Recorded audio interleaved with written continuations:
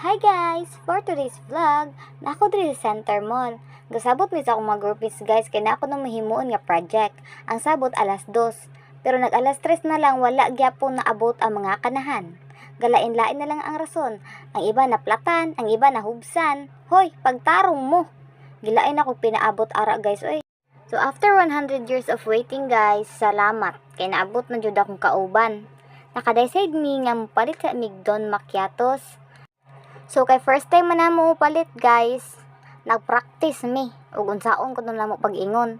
Maingon ba ko nami nga, te palit Migdon Macchiatos. Hoy Lord, tabang. Ang pagka-ignorante lang jud no. Sorry guys, wala abi ni sa mong bukid. Eme. Pero in fairness guys, sinutig logo ang Don Macchiatos. Oh, look at that. Cutie kayo. Pagbalik namo, nana po damong isa ka grupo. Syempre, mawala bagod ng kaon. Gastos agud usa maghimo sa project. Ambot lang kaya ug nabo may mahimo ron nga project. Pero lantawon lang. Ana man dito, di ba?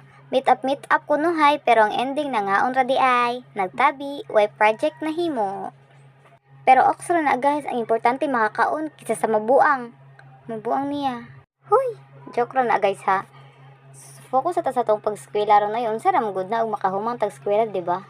So maora na guys. Kaon-kaon sa mi, then after ana maghiman na may project. That's all for today's video. Bye!